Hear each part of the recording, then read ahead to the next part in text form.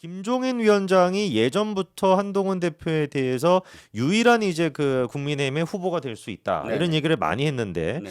이번에 또 추가적으로 한동훈 대표랑 김종인 위원장의 또 비공개 만남이 있었다라고 합니다. 네네. 거기에서 이제 김종인 위원장이 몇 가지를 이제 당부를 했는데 네네. 첫째가 네. 윤석열과 선을 그어야 된다. 네네. 신경 쓰지 말고 떳떳하게 할 말을 다 하라. 그러니까 네네. 바꿔 얘기해서 윤석열 전 대통령에 대한 인간적인 미련까지 다 버리고 네. 명확하게 선을 그어야지 한동훈 대표가 살 수 있다. 이런 지금 얘긴데 그렇죠. 아무래도 이제 그 보수 진영에서 표를 좀 신경을 쓰다 보니까 윤석열 대통령과 정확하게 선을 좀 못 긋는 모습도 있는데 네. 김종인 위원장 같은 경우는 명확하게 선을 그어야 된다라고 지금 이제 요청하고 있는데 어떻게 좀 보십니까? 김정인 위원장은 누구죠? 저는 천문학자라고 생각해요. 천문학자. 별의 움직임을 그렇죠, 바라보는 그렇죠. 사람. 그렇죠. 별의 움직임을 바라보는 사람이고 네네. 그다음에 이 사람이 어쨌든 별을 두 개의 별을 이 별로 자리매김하게 만들어 줬죠. 그렇죠. 문재인과 박근혜. 그렇죠. 그것 때문에 지금까지 사실은 기자들이 찾아가고 하는 거 그렇죠. 아닙니까? 네. 자, 김종인 위원장은 누구죠? 책사예요. 책사. 책사. 그야말로 쪽집게 강사 같은 거죠. 쪽집게 강사. 마지막 순간에 요거 해 해갖고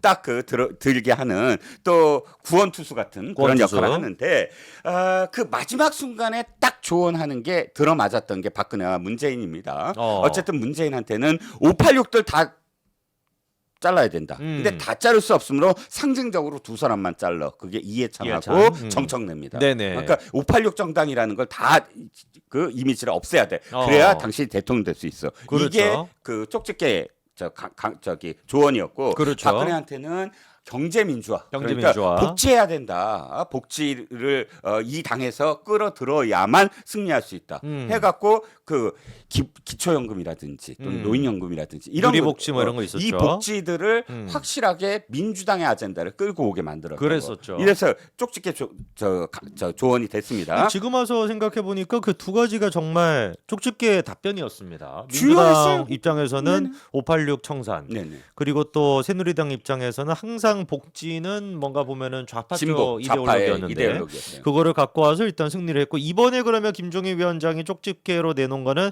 계엄을 반대하고 윤석열을 넘어가야 된다라는 겁니다. 한동훈한테 구도로 확실해라는 거예요. 이제부터는 구도로 확실해라. 구도를. 즉 이제 3대1이든 2대2든 자기가 어디에 포지셔닝 하느냐에 따라서 상대와의 전쟁터가 형성이 돼요. 내가 어디에 포지셔닝 하느냐. 그러니까 물론 윤석열 전 대통령의 헌법재판이 굉장히 늘어졌잖아요. 네. 그 과정 속에서 구도를 만들 수는 없었어요. 솔직히 난 한동훈 후보의 입장을 이해합니다. 그런데 이제는 전선을 확실해야 되고 이제는 확실해야 왜 된다. 더 확실해야 된다. 왜냐하면 벌써부터 김문수, 홍준표, 나경원 모두 다 윤석열과 거리 두기 시작했어요. 거리 두기 시작했습니다. 실제로. 그러니까 이게 애매해지는 거예요. 왜 거리를 둔 것처럼 보이려고 할까? 지금은 한동훈의 이 전선을 빨리 형성하지 못하게 만드는 거예요. 자기들도 지금 이제 윤석열을 좀 지우면서 한동안 좀 비슷비슷해지는 느낌입니다. 그렇죠. 그래갖고 한동훈의 어떤 그런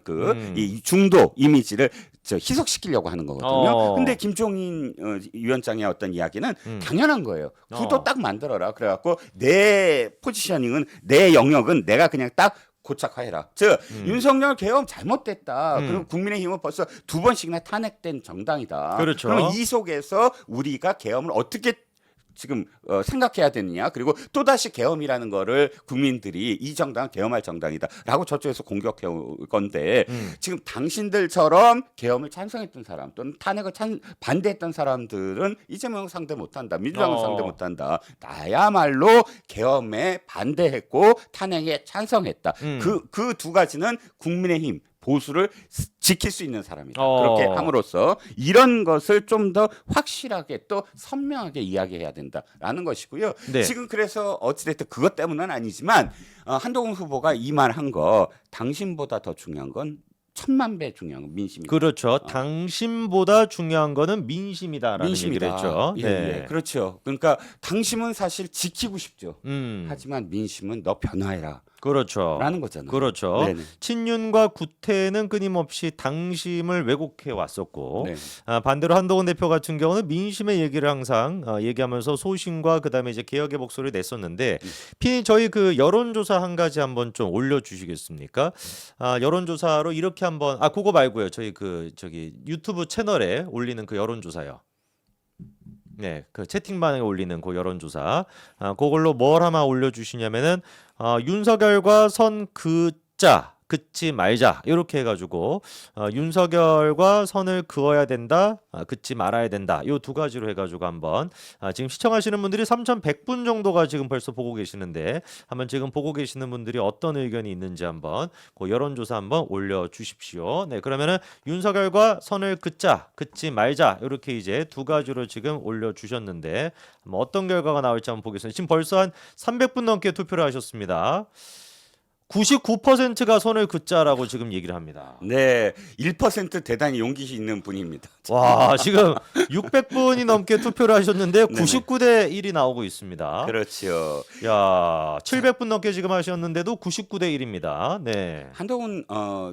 한동훈 후보가 지금 이 지지율이 올라가고 있는 중에 이유 중에 하나가 사실 윤 대통령의 그 재판 때문이에요. 제가 보기에는 네. 윤 대통령의 재판 속에서 윤 대통령이 지금 강변하고 있는 것. 네. 67분 동안 헌재에서 했던 것보다 더 사실 말이 안 되게 저는 그게 말이 안 된다고 생각합니다. 왜? 네.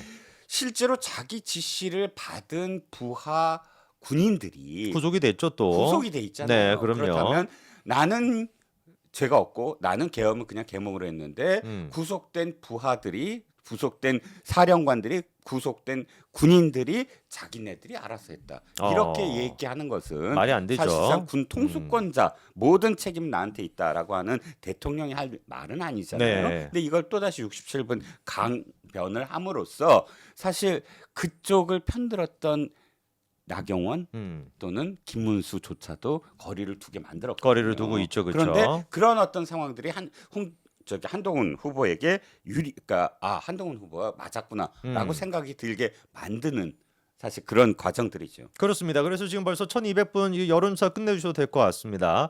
1,200분 정도가 투표하셨는데 선을 그어야 된다라는 걸로 압도적인 결과가 나왔고요.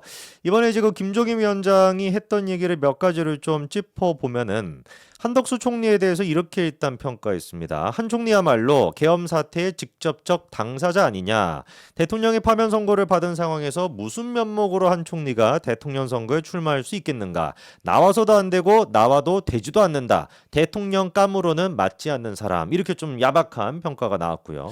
야박한 때보다는 저는 어쨌든 정확한 판단이 맞아요. 정확한 판단. 대통령 감이 중요한 거예요. 대통령 감이 아니다. 감이냐. 아니 한덕수라는 사람은 능력 있는 사람이에요. 네네. 어떤 능력? 어떤 정권에서도 등용될 수 있는 능력. 어떤 정권에서도 등용될 수 있는 능력은 뭘 뜻하죠? 영원히 없어요. 영혼이 없다. 영혼은 없어요. 영혼 없어야 등용이 돼요. 그렇죠. 그리고 그 일에 대해서 완수하는 사람이에요. 행정적인 어떤 측면에서. 그런데 지금은 영혼이 있어야 되는 사람. 영혼이 있어야죠. 영혼이 있어야 되는 사람이 맞는 게 맞다. 그럼요. 그런데 그리고 또 한 가지는 그 영혼 중에 하나가 내 평생 정말 무언가를 이루려는 어떤 꿈이 있어야 대통령이 되는 거예요. 근데 나는 타의에 의한 대통령 되기가 말이 네네. 됩니까? 자의에 의한 대통령이 돼야지. 그렇죠. 그게 권력용이잖아요. 그렇죠. 그러니까 대통령 감으로서는 맞지 않는다는 게 바로 평생 살아온 궤적을 보면 네. 꽃길만 걸은 사람. 꽃길만 걸은 사람. 그렇죠. 꽃길만 걸은 사람이 꽃가마 타면 꽃상여 된다. 꽃길만 걸었던 사람이 상여를 타면 꽃상여를 탄다. 꽃상여를 타면 꽃가마 된다라는 거죠. 그러네요. 네, 꽃상여를 타면 꽃가마 된다. 자, 그리고 아니, 또 꽃가마를 타면 꽃상여 된다. 꽃가마를 타면 꽃상여가 된다. 네, 그러면 사실상 끝이 나는 거죠. 예. 그렇습니다. 김문수 이제 또 후보에 대해서는 이렇게 얘기했습니다. 약간 좀 지금 평가하신 거랑 비슷한 또 평가가 있는데 생각하지도 않았던 사람이 갑자기 여론조사상 자기 지지도가 높으니까 그걸 믿고서 나오지 않았는지 생각한다. 국민의힘은 김 전 장관을 후보로 내세워서 절대로 승리할 수 없다. 이렇게 이제 평가를 했고요. 홍준표에 대한 평가는 아예 없습니다. 네. 홍준표에 대한 평가 자체가 지금 없고요. 네. 한동훈 지금 이제 대표에 대해서는 이렇게 얘기합니다.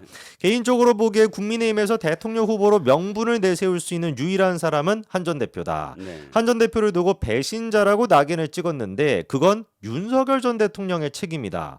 한 전 대표가 배신했다고 생각하지 않는다면서 어떤 의미에서는 윤 전 대통령이 한 전 대표에게 고맙게 생각해야 된다. 계엄이 해제가 됐기 때문에 그나마 윤 전 대통령 입지가 조금이라도 나아진 거 아니겠냐 이렇게 또 평가를 했습니다. 네. 네. 김문수부터 얘기해 보죠. 네. 김문수라는 정치인이 마지막에 여론조사에서 거의 2%도 안 나왔던 시절이 있었어요. 장관으로 등용하기 전까지. 네. 언제 자유통일당에 입당하고 막 뭐 음. 나오고 했을 때였습니다. 그때 이제 그다음부터 언급조차 되지 못했어요. 그 과정들을 기억하시면 김문수라는 정치인이 이제 경기도 세 번 하고 그 다음에 어디로 갑니까? 갑작스럽게 대구로 갑니다. 수성을에 출마하겠다고 해요. 그때 대구 분들이 전부 다 이 사람 대구 사람인지 몰라. 기억도 못해. 인정도 잘 안 해. 그랬더니 어디 가느냐? 전두환 전 대통령이 당시에 자기 고등학교 경북 공고인가 그 고등학교 무슨 체육대회에 가 있는데 거기 초청받지도 않고 거기 안 나왔어요. 가서 이렇게 기웃거리면서 사진 찍히고 네네네. 그리고 어떻게 됩니까? 수성을 해서 져요. 어. 누구한테 줍니까? 김부겸한테 져요. 대패합니다. 네네. 그것도 또 대구 사람들이 인정을 안 한 거예요. 그렇죠. 홍준표를. 그 다음에는 어떻게 됩니까? 갑작스럽게 서울로 돌아와요. 그래서 네. 서울시장 후보로 나섭니다. 서울시장 후보로 나서서 또 참패를 해요. 네. 참패하고 그 다음에 자유통일당 만든 겁니다. 이 과정들에서 점점 여론의 지지율이 완전히 떨어졌거든요. 그럼 그 다음에 뭘 했나요? 없어요. 장관 뭐 이번에 그 고용노동 근본적인 한계가 있네요. 김문수 장관이. 그런데 지금 김종인이 하는 얘기는 이거예요. 네. 거품이다 그건. 왜? 지지율 당신이 거품이다. 실질적으로 뭔가를 해서 나온 게 아니다. 그러니까 뭔가를 했다는 건 지금까지 무슨 얘기를 했다거나 정치적 행위를 했다거나 혹은 어떤 특별한 이슈에 대해서 거기에 몸빵하고 나가서 뭐 자기가 다 그 이슈를 주도했다거나 그런 행동이 없었잖아요. 네. 물론 상임위 때마다 지금 그 민주당 의원들에 맞서서 말을 했던 것. 근데 다른 장관들이나 한덕수 총리도 그렇게 했어요. 그렇죠. 그러니까 그게 특별하게 어떠한 정치 행위로서 부각을 나타낼 수 있고 서사가 있는 게 아닌데 단지 지금 윤 대통령의 계엄이라는 것이 맞물리면서 굉장히 원칙을 지킨 사람 이렇게 지금 부각이 됐단 말이죠. 그런데 실제로 이제 그게 100m 미인이라고 생각해요. 100m 미인. 계속 그 말 많이 하지만 100m에서 보면은 바깥에서 미인인데. 보면 미인이야. 100m 밖에서 보면 남녀도 구분 안 되거든요. 그렇죠. 근데 이제 100m 이번 주부터는 뭐야?